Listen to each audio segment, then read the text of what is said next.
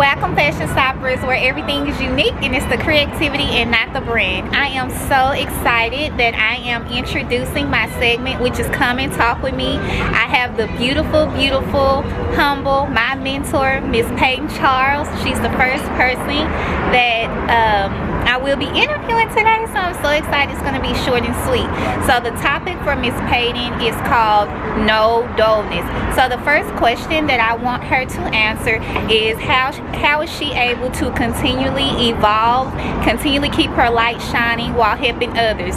And I'm one of them. She's helping. She's always here to help me, so I'll let her elaborate. Take it away. So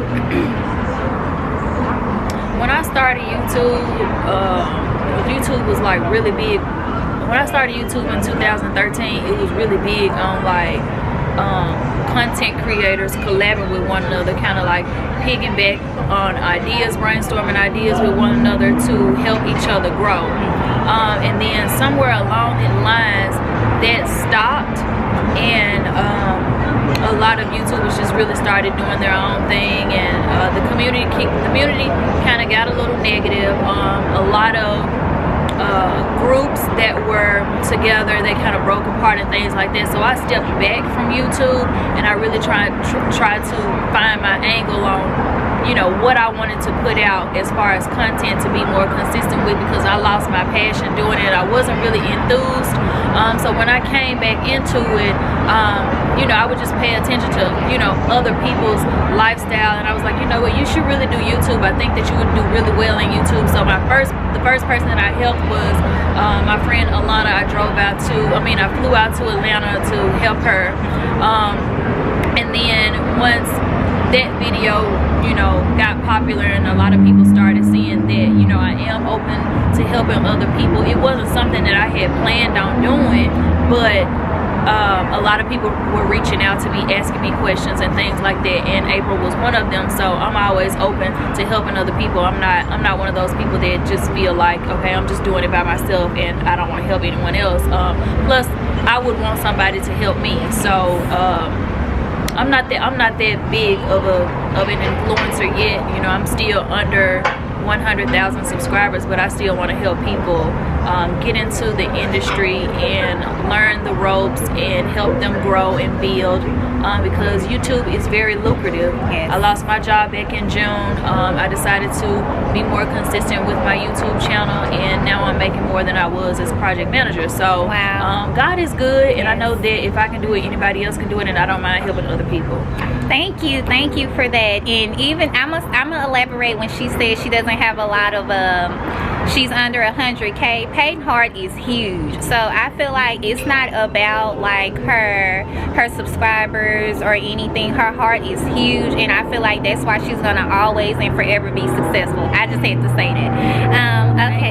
Yes, ma'am. Okay, and the next question that I have for you is that where does your positivity come from? Like, where does it root from?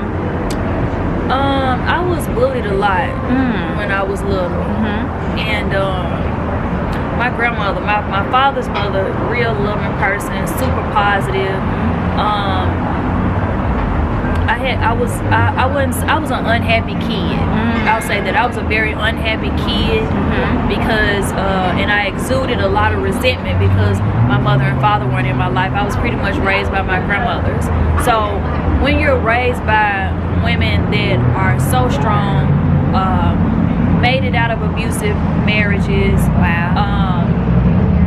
never remarried, exude so much strength, exude so much positivity, it drips on you. I'm gonna say it drips on you. I'm gonna say that because yeah, growing up I was bullied a lot, and I always wanted to, you know, so my positivity stems from I was bullied a lot when I was little.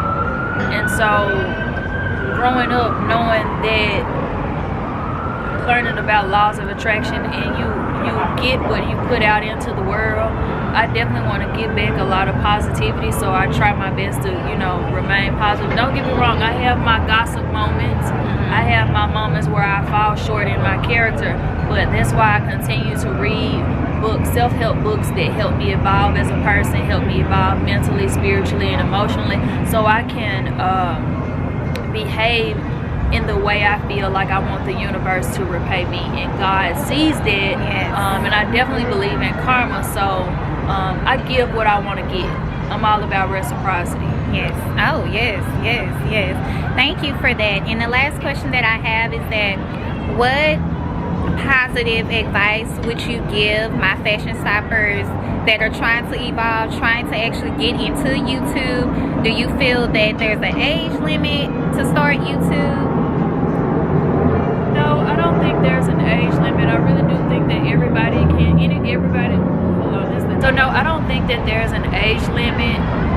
I think you definitely have to find your niche though. Yeah. You know? Yeah. Because when I started doing YouTube, at the time, my niche was makeup tutorials and hair videos. Right. And I was able to get a nice following and subscriber count from that. But that's not the trend anymore. You know, doing hair videos, doing makeup tutorials. Once you've seen 100 makeup tutorials, you've seen them all. Right. So I decided to definitely revamp my channel and find another new niche where people would enjoy watching. You know, and vlogging is that for me. You would think nobody wants to watch my boring life, but you'd be surprised. You would be surprised. A lot of people exude so much mystery that people want to know more about you, and I think I do that.